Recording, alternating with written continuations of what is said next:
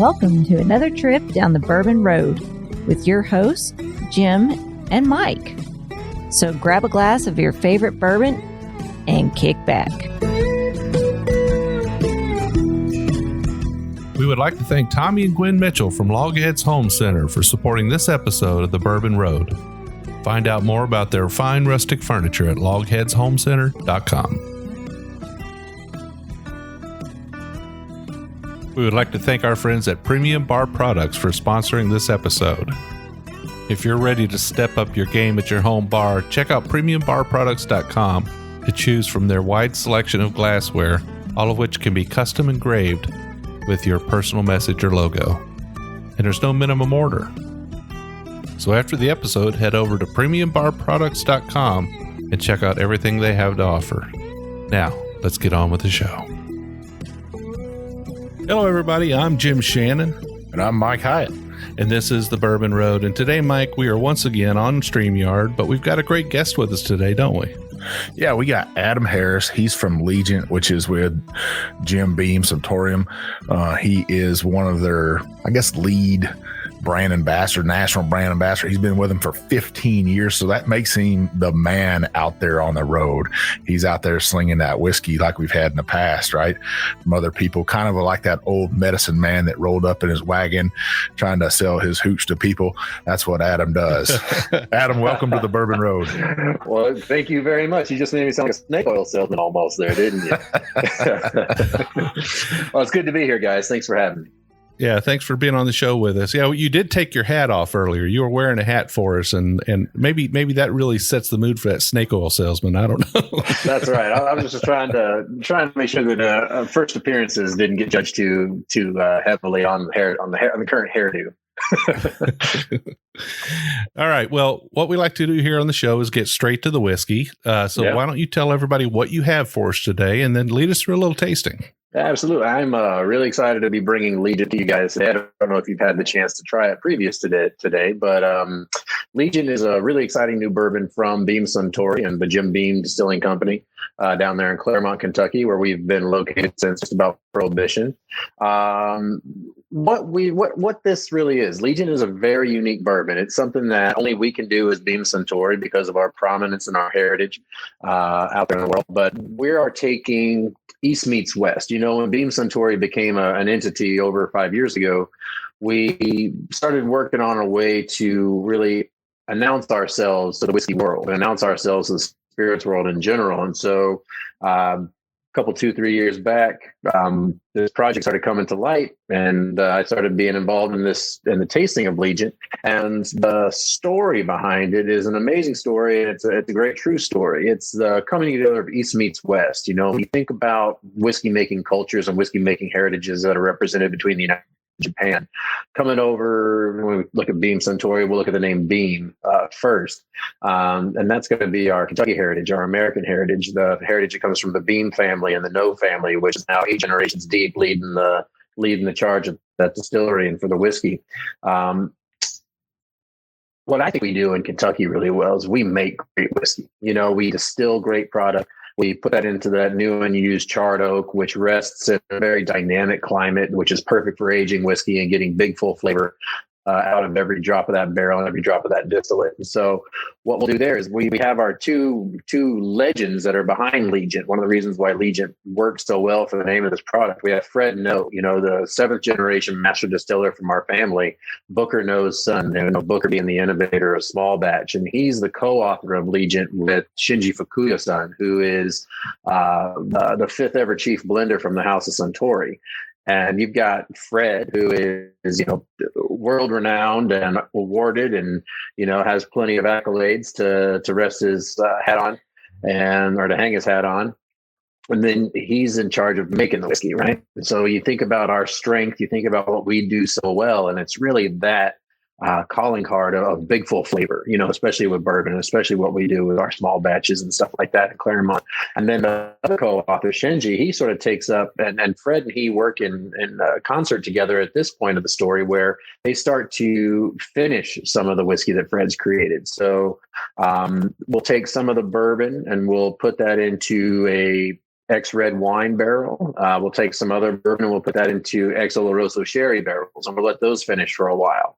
And then as we start to create these 3 liquid streams, because we're letting a little bourbon age for a little longer as well while these other bourbons are finishing, then Shinji's going to take over and start to write his chapters of the Legent story, where he will then start to blend these whiskeys together. And then thinking about leaning into your strengths, talking about big full flavor coming out of Kentucky, what do we really recognize Japanese whiskey for? It's the blending, right? And so being able to put together flavors of all these different whiskeys that they have, whether they be different distillates, whether they've been aging in different types of casks or finishing different types of casks over there in Japan, putting those flavors together is what he's known for, and he's a highly awarded and highly regarded individual in his own right, and in the whiskey industry globally. And so, having these 2 legends together, doing what they do best, it's an amazing process, and it's an amazing partnership that brings together a really amazing, unique bourbon. And Legent through and through is a bourbon. I think because we have that partnership between the U.S. and Japan, and making it, some people tend to want to think it's a Japanese whiskey, but this is a bourbon. It's got the soul of bourbon, and it's just got a little bit of that Japanese finesse as far as really being able to create those nuanced flavors of the blending process. So I think it's an amazing bourbon. It's been fun kind of being out there on the front lines of it the last 2 years. At first it was going to be a very limited release. We did do that for about a year or so. And then this year it started to come out more and more into the world. And we're very happy about that, because it's definitely a bourbon that's worth sharing, and we need to get the word out there. So thank you very much for having me on the show. Do you have any questions, or should we just hop into the tasting? No, let's go ahead and get onto the whiskey, and then we'll talk a little bit more about it as we sip on it. Yep. So as I mentioned, what we've got is an extra aged Kentucky straight bourbon whiskey. That's going to really bring those vanilla and caramel flavors forward, as we know. If you wanted to kind of draw a comparison to something you might already know flavor profile wise, and Jim Beam Black might be something in that wheelhouse right there. Thinking about the red wine cask, we're going to let that whiskey rest and finish in that red wine cask for about 1 to 2 full summers. And the same thing for the Oloroso. So we're going to bring those 3 together, and you can see it has that wonderful golden amber color. I think that you get a little bit of the influence from the Oloroso cask with a little bit of a darker amber. And then when we nose it, you smell bourbon right up. There's something there that's a little bit more complex. And there's a lot of depth and richness to this bourbon. And that comes through, in my opinion, with stone fruit. I think that comes through with some red, ripe, round fruits. I think there's a lot of fruit going on in here. There's not a whole lot of oaky char. It's more fruit forward and vanilla caramel forward. Yeah, I think the oak is there, but it's sort of masked a little bit by the fruitiness of the nose. Yes. I think that it's definitely, for me, a little bit more of the red fruit, I think, than the stone fruit. What I get a lot is like currant and cherry and plum, those sort of like just ripe, round red fruits. I think that those are really prominent, and those are also going to add a little bit of an acidity, and that's going to come from what the red wine cask is going to contribute to the overall flavor. So as we get into the flavor itself, and then after the break, when we try it with a little bit of water, you're really going to see that wine kind of come out and sing a little bit more, which is really, really quite nice. I don't know. Maybe it's the sleep deprivation that I have right now, Jim, but I'm getting a little bit of cherry Slurpee nose on this. Hey, there you go. Oh, like the ices of the old times. Yeah. That's right. With a little polar bear on it, right? That's right. Yeah. I still get the caramel. I get the bourbon in there. I do get those stone fruits and stuff, but that freshness of like that icy or Slurpee, I'm getting that in there a little bit. A little bit of floral notes. It smells very beautiful for an expression from Jim Beam. Yeah. So let's go ahead, and I think, go ahead. Sorry, Jim. So you mentioned extra aged bourbon in here. Are you able to put your finger on it a little bit? Yeah, we're gonna start everything at 4 years old, 4 to 5, and then as those whiskeys are finished, we're gonna let some of that bourbon. The majority of the blend is going to be the extra aged bourbon, and so we're really looking at about a 6-year-old flavor profile at this point. That's going to be roughly it. The other bourbons, all in, once they've kind of been finished as well, they're going to be about that 6-year-old period, that 6-year-old age too. One thing I didn't mention about Legent, and something that Shinji really likes to do when he's blending over in Japan, is he'll actually take the whiskeys at cask strength and he'll let them mingle for about 30 days in stainless. He thinks it's a good opportunity for the whiskey to get to know each other before it's just bottled. And I think it makes sense to me, letting the flavors kind of mellow together, get to know each other, mingle. And so that's one thing that we do over Kentucky too, is we'll take these three, let's just call them liquid streams. And we take those 3 streams and we let those rest at cask strength all together in stainless for about 30 days before we bring it down to the bottling proof for Legent, which is 94, and then bottle it up. Well, it sounds like it makes sense. I mean, to somebody who doesn't blend, I don't really understand all that, but I guess the mechanics and the chemistry of, the water chemistry, it all makes sense. It needs a chance to do its thing before you start taking it down in proof. Yeah, I think so. So let's go ahead and give it a taste. What do you say? Cheers. Cheers. All right. Cheers to y'all.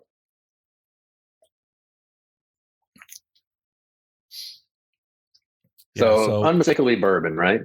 Absolutely. Absolutely. First thing on your mind when you drink that is bourbon. No doubt about it. And then as that second wave kind of hits you, you start to see how layered the flavor really becomes and how complex the flavor becomes as those finishes start to come to light. I think the wine comes first. And then as you start to finish, the way that retro nasal breathing begins to affect the back of your palate moving forward, you got that Oloroso that kind of kicks in with some of those salty, nutty, resiny, raisiny notes that kind of give it a really great body in the finish. And it's just mouth watering. My mouth's watering right now in a good way. Makes it one other drink. I think I can oblige. Yeah, I think it's like I said, on the nose kind of matches the palate there. A little bit of nuttiness there, as you would expect out of something from Beam Suntory. You get that nuttiness out of it. Those floral notes are still there kind of on the tongue that I don't know it's hitting me. Maybe some cherry juice, something like that. A little bit on there. That sherry cask, you can see it in that expression. But and I think, are you thinking maybe like floral candies, like maybe those lavender pastilles or something like that, kind of, as far as that is, because there's something very bright in there and it's a beautiful flavor. I think that this is a really pretty whiskey. It's great. It's a great mixer. It's a great sipper, but I think that it's not elegant because it definitely has a big flavor, but it's a beautiful big flavor. Maybe not that, but my wife she's half German and she likes to, when she gets a cold, she uses those cough drops, Ricola, I think is what it is. Yeah. And they got some floral notes inside there and stuff. And I pick up a little bit of that in there. Okay. Still get that little bit of Kentucky hug. It took its time working its way down nice and easy to the back of the tongue. And like you said, it makes your mouth water a little bit, just begging for another call. So I think that little delay on the Kentucky hug definitely speaks to Shinji's role. That blending, I think, really kind of letting some of the lighter flavors, letting some of the smaller things get noticed first before you kind of start getting that hug is a really cool treat from the blending process and what Shinji's done. Yeah, Mike, I think, you kind of nailed it on the head there. It's kind of an aromatic hard candy kind of sense to it. And, when I take a sip of this and then I revisit the nose is a little bit more, a little less floral, a little more caramel. The fruits are a little bit darker now for me. It's not overly sweet on the palate. I really expect it to be sweeter than it is. It's not. It's got a nice full body palate, and the sweetness is not overpowering on it like you might expect from a finished bourbon. But it's very pleasant. Got a nice little hug to it. A little bit of burn on the back of the palate, not too much. A little bit of spice there, not too much. Well balanced. Yeah, no, I think it's all those things make total sense. Those bigger flavors, the hug, the bite is going to be bourbon. That's how it says I'm bourbon. But then that nice little, all that pleasant nuanced flavor is going to be due to Japanese blending. And so you really get to see that this isn't, 70% Fred, 25% Shinji, or vice versa. This is really a nice 50-50 partnership the two gentlemen have put together in the bottle. Now let's talk about the name itself in the bottle. How did you guys come up with the name, and how did you come up with the design on the bottle itself? Sure. Well, have you tried to look up the word Legent in the dictionary? It doesn't exist, right? It doesn't exist. To be completely honest with you, it was just a bunch of folks sitting around trying to think of this new product. What's the name of this new product? And I think you start thinking about words like legacy. You started thinking about words like legend, and then as those words started floating around in the ether, the word Legent came up.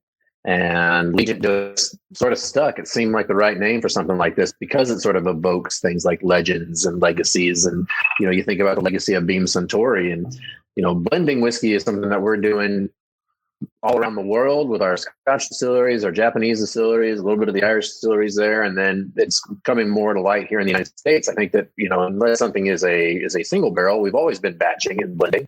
And it's helping to bring to light the importance of a blender here in the U.S. We don't celebrate our blenders quite like we do abroad. We love our distillers here, but for good reason. A lot of times they are the family names.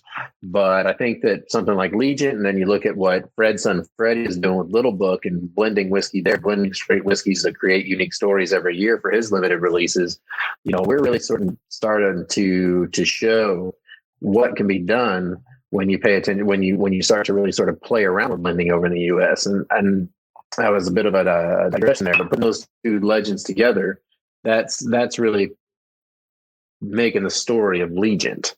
And then you can see, and I know that people aren't following, for those of you following along on News Channel 4, who can actually watch this, the bottle itself is a very unique package. You have from the cork closure, it says Kentucky, Japan with the double L seal. You open it up, and on the bottom it says 2 legends, 1 bourbon. Of course, speaking to Fred and Shinji.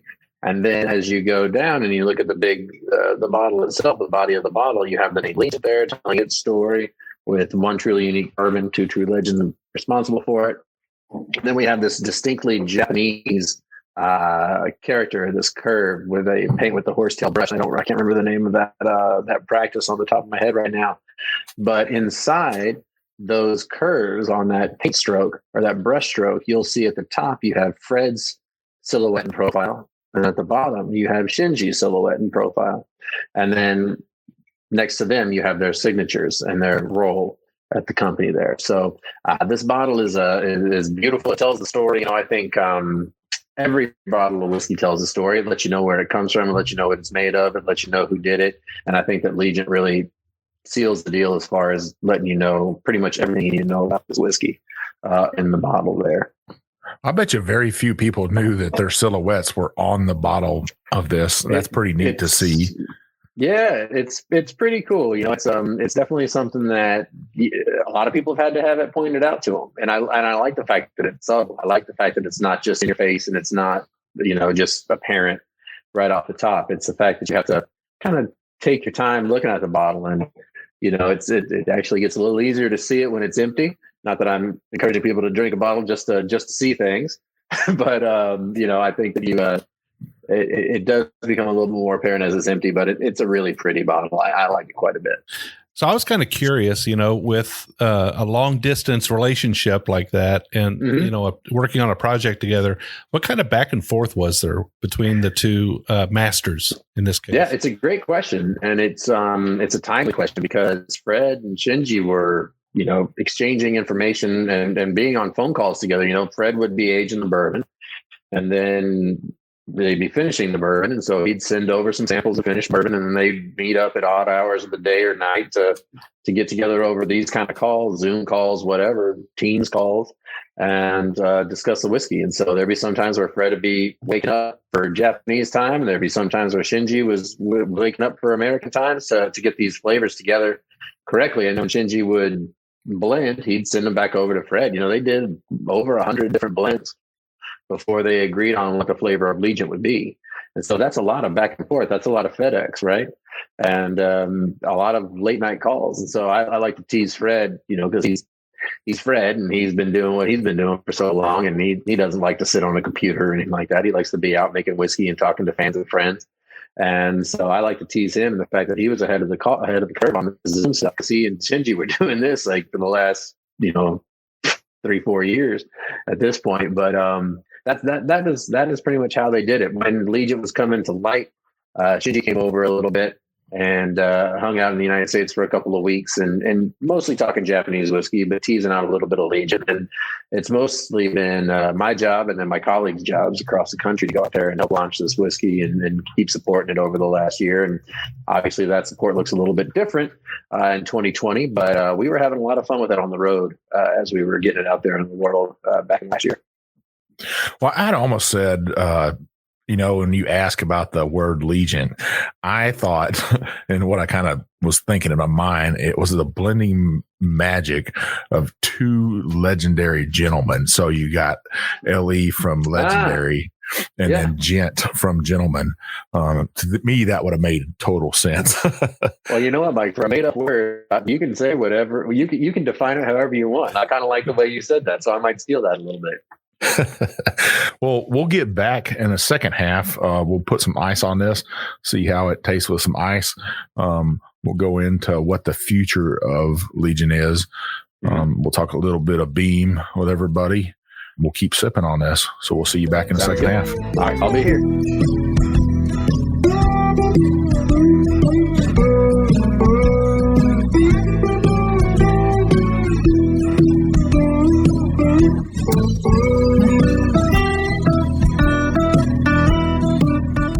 We would like to thank Tommy and Gwen Mitchell from Logheads Home Center for supporting this episode of The Bourbon Road. Logheads Home Center, nestled in the hills of Kentucky, is an industry leader in building handcrafted rustic furniture. Family owned and operated, they take pride in offering only the very best for their customers. The Logheads, and that's what they like to call themselves, are skilled woodcrafters who are passionate about creating rustic furniture for people who appreciate the beauty of natural wood. Owners Tommy and Gwen don't just sell the rustic lifestyle, they live it. And you can be sure that Logheads furniture will always be handcrafted in Kentucky by artisans who embrace the simple way of life. Logheads rustic furniture is made from northern white cedar, a sustainable wood that's naturally rot and termite resistant. Its beauty and quality will add warmth to your earthy lifestyle for generations to come. Be sure to check out everything they have to offer at logheadshomecenter.com. And while you're at it, give Tommy and Gwen a shout on Facebook or Instagram at Logheads Home Center.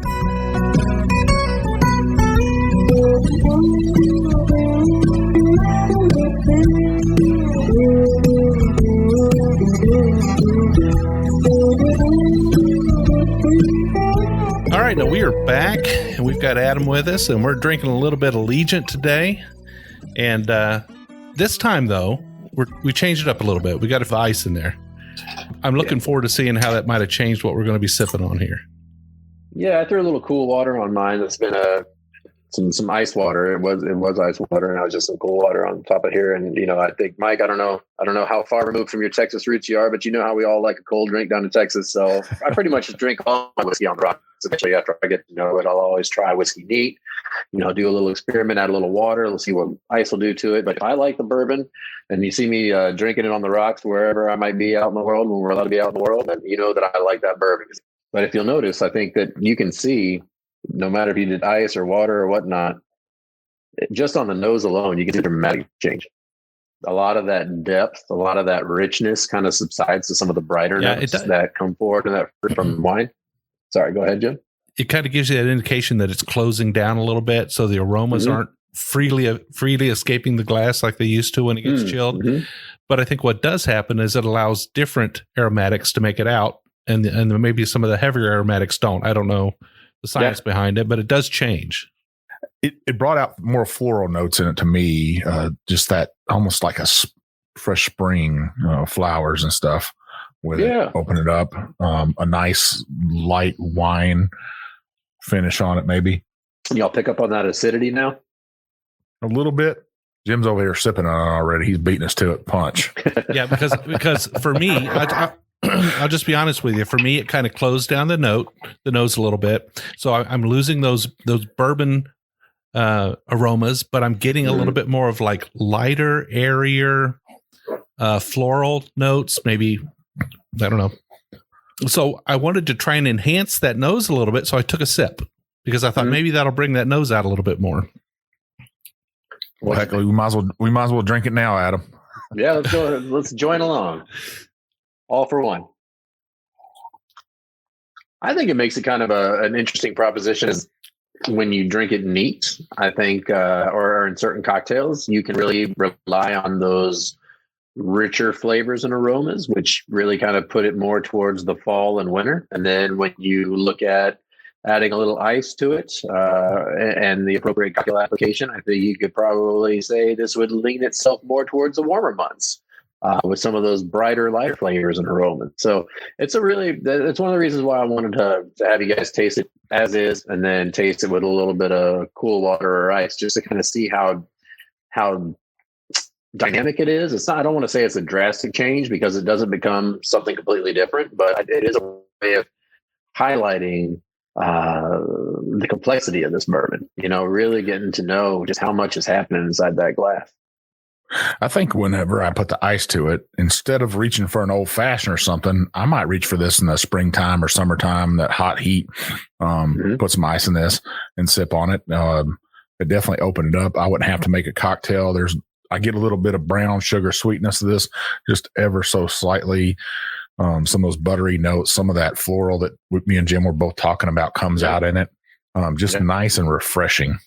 Yeah, you can go either way. You can go for some of those, like you were saying, the brown sugar depth, richness, and sweet flavors. Throw some spices in there if you wanted to really kind of double down on that complexity, but then also going the different way and adding a little citrus juice in the summertime and maybe a little spritz on top of that, make a little Collins style drink or something would really, it's got a big sandbox as far as how it can play with everything. I think this would be great for that whiskey person that's just getting into whiskey in the summertime. They don't want that big hug. They can put a couple of drops of ice in there at 94 proof, and then you're proofing it down even more with the ice. That it just kills that hug altogether. It kind of kills that spice altogether. And then those rich notes are still there on the back end a little bit. Nice and refreshing to me. Super easy drinking. Yeah, it definitely focuses a little bit more on the back of the palate with the ice on it. I am getting that buttery brown sugar on the back of the palate. The sweetness up front, what little bit there was to start with, is kind of gone now.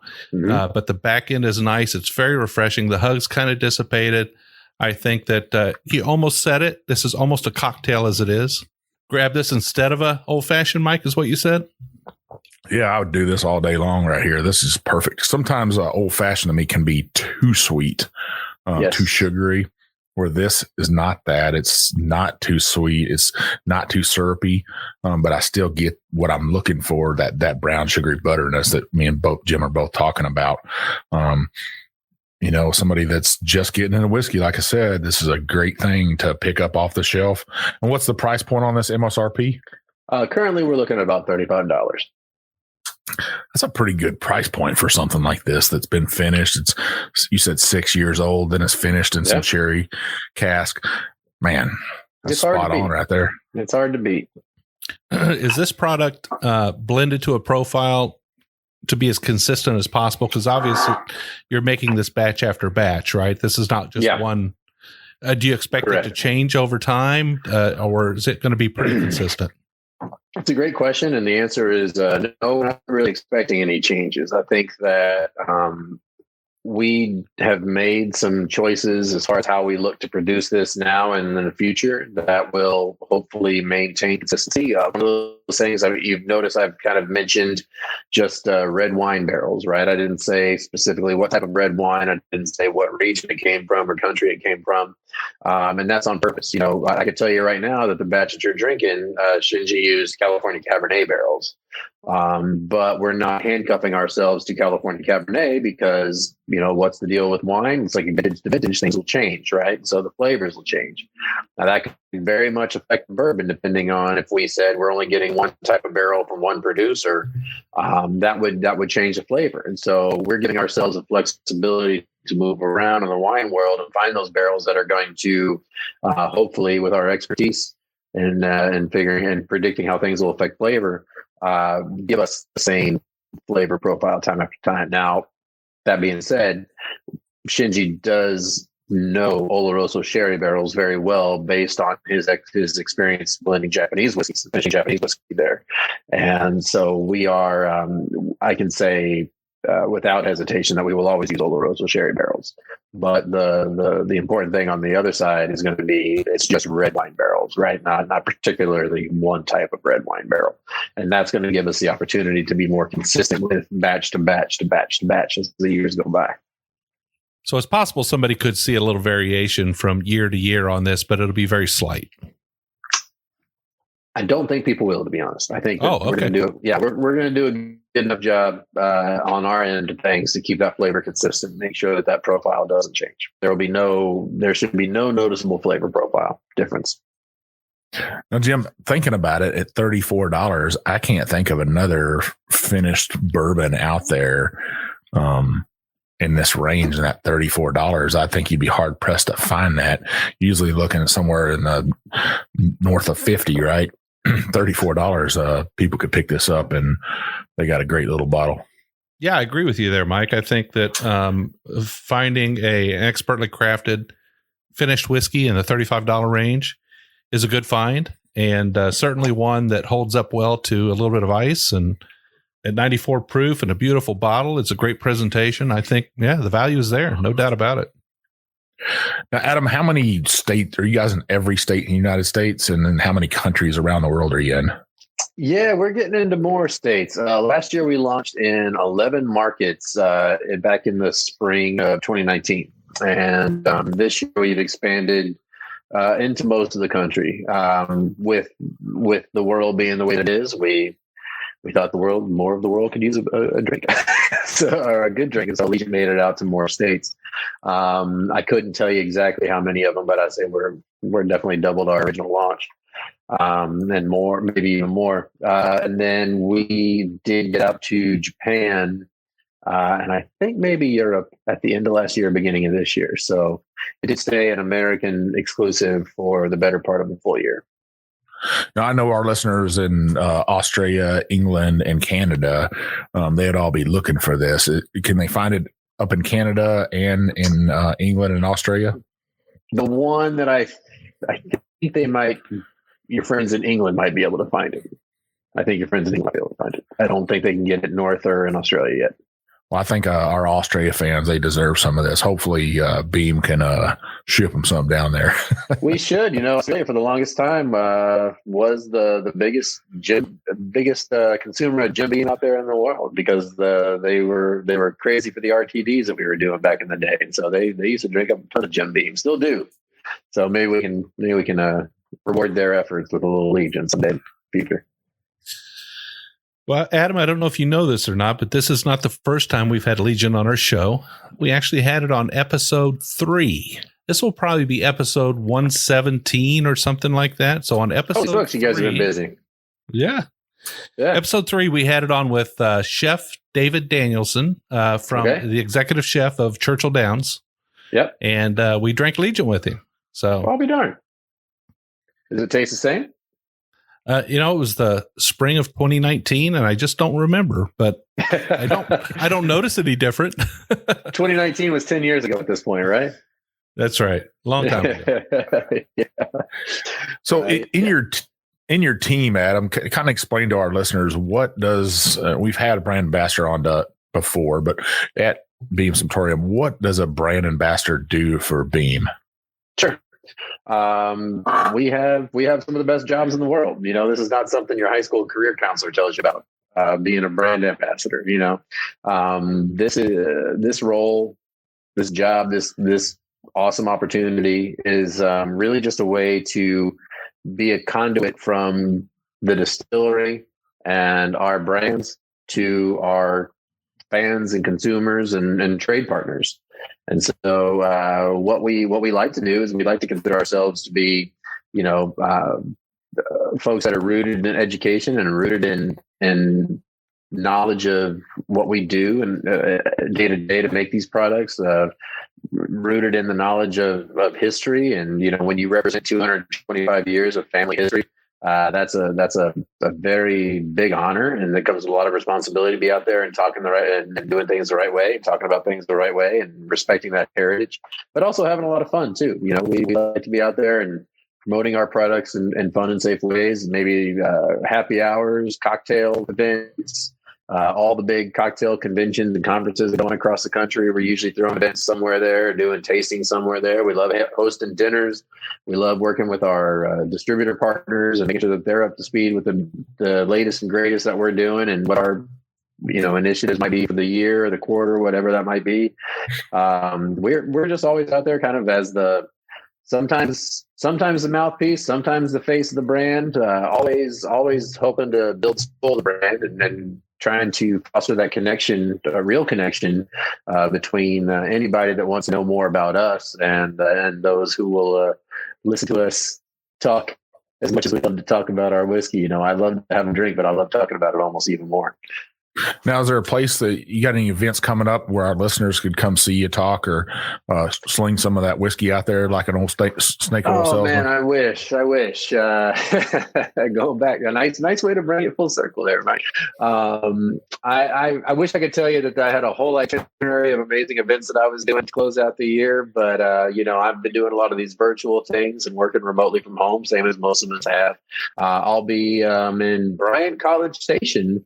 If you have any Texas listeners there in Aggie country, I'll be over there next week doing a dinner at a local steakhouse there, which I'm very excited about. So Bryan College Station is the home of Texas A&M, the Gig 'em Aggies. I don't like those people too much because their football sucks and they went to the SEC, but obviously they like some whiskey. So Adam will tell us where he's going to be at. Porter's in College Station. And I'm a Big 12 guy myself. I went to Kansas. And so anybody that leaves the Big 12, they're dead to me after that. So they're quitters. That's what I call them. They're quitters. That's right.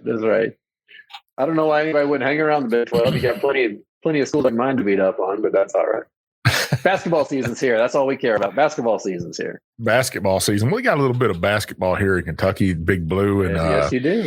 Cardinal Red. So me and Jim are kind of flush in between them. Yeah, right in between. Can y'all tell me where Adolph Rupp went to college and where he learned how to play basketball? I'm guessing you're going to say Kansas. You're guessing right. He went to Kansas.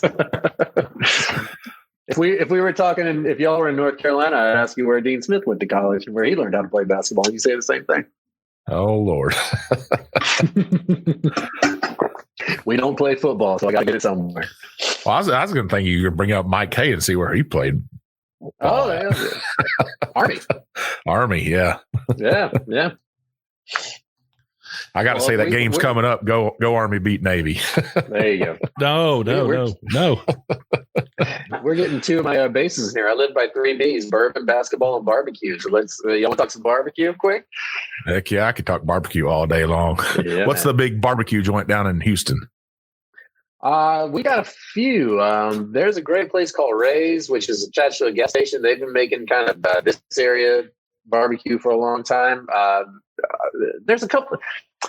Texas has done a thing. Central Texas barbecue has become so popular over the last many years that style is starting to influence a lot of just northern and southern Texas styles too, as you see that style getting out into the country and the rest of the country as well. But as far as just good Texas barbecue, we've got a great place called the Pit Room, which is really good here. We've got Killen's, which is good. There's a place called Truth, which has its roots in Brenham, Texas, which is really good. I live in Texas. We got good barbecue everywhere. You can't throw a rock without you can't throw a rib bone without finding good barbecue. Now, what about whiskey bars? If our listeners come to Houston, you're a native of Houston.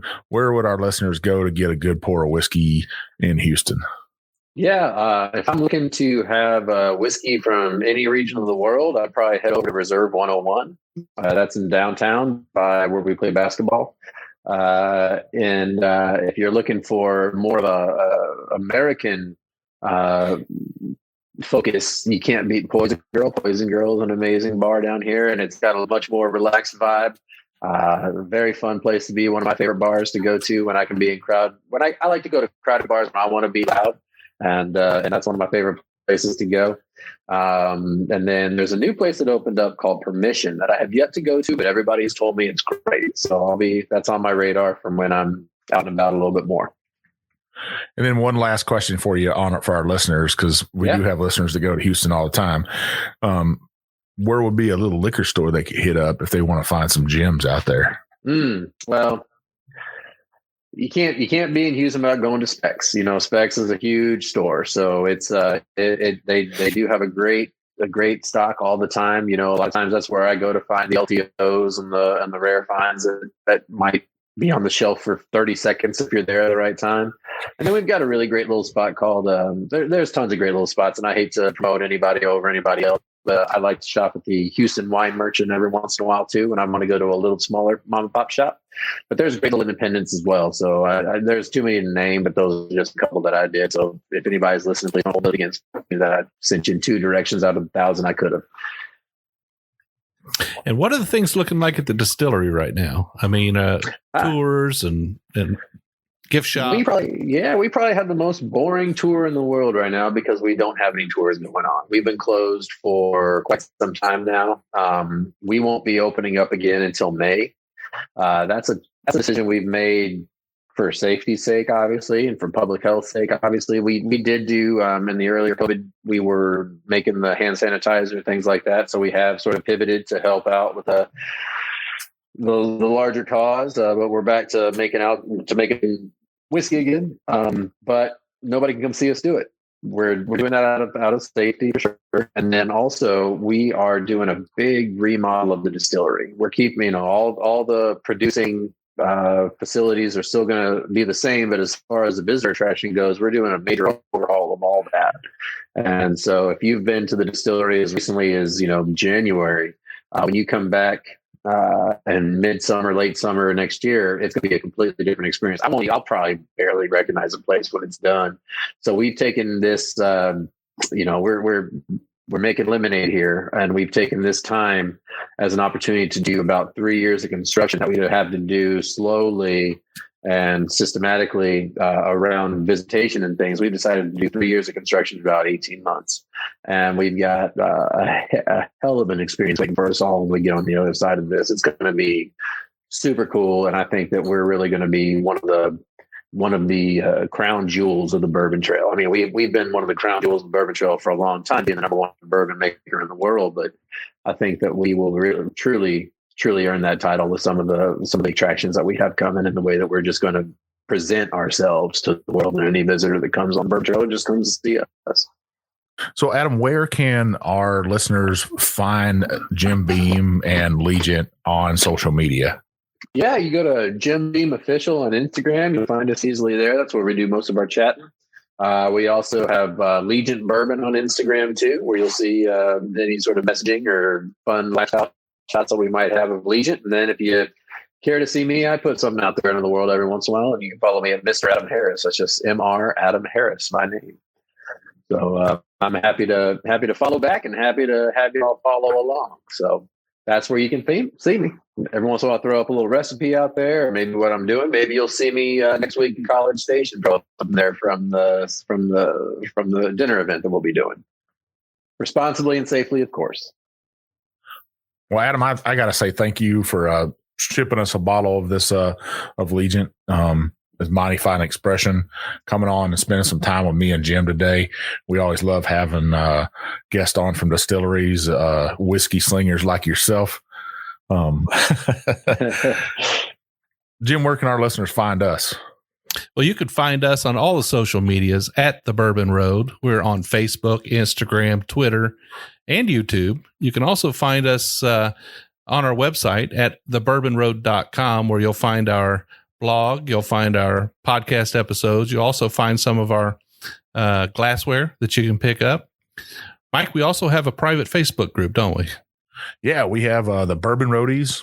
It's right around 1,300 people right now of whiskey drinkers, whiskey makers, whiskey bullshitters, a little bit of everybody in there. You got to answer 3 questions to get in our group. Are you 21? Do you like bourbon? And do you agree to play nice? Because we don't tolerate no rudeness in there. Come in there, share whiskey, just don't sell it. If you want to buy some whiskey, though, me and Jim still have a pick out. Our first pick, road pick number 1. You'll see our post in there. You can go to our website and you'll see, click on the link that says barrel picks. Click on that and it'll follow those instructions. It'll tell you how you can get it. limited number of bottles out there still. So hopefully you'll be able to pick one of those up. It's always nice to have a guest on the show. We do 2 shows a week. Every Monday, we do a craft distillery show where we do a review of a bottle. Sometimes it's a big boy, but usually it's a smaller craft distillery. On Wednesdays, we do a full-length episode like today's, where we've got Adam on from Legent. And we try to put out 2 episodes a week. We really love to have you all check out both those episodes. So if you're a whiskey group out there like the Bourbon Roadies, you got a small whiskey group, you're looking to save some money on your glassware, we want you to go over to our sponsor's website, reach out to me, and I'll hook you up with Janie at Distillery Products. They got a great team over there. They're going to save you some money if you're looking for that big purchase order right around Christmas. You still got a little bit of time for that. They got the same Glencairns we have. After Christmas, they're going to add some decanters for a infinity bottle. You looking for that? But if you're looking to save some money for those whiskey groups out there, or if you're a craft distillery and looking for somebody else for glassware, Janie is the person to get with. Reach out to me at Mike at the Bourbon Road, and I'll link you up with her. Help us both out. Absolutely. Well, if you're just trying to reach out to Mike or I anytime, probably the best way to do that is on Instagram. I'm JShannon63. I'm One Big Chief. And we will see you down the Bourbon Road.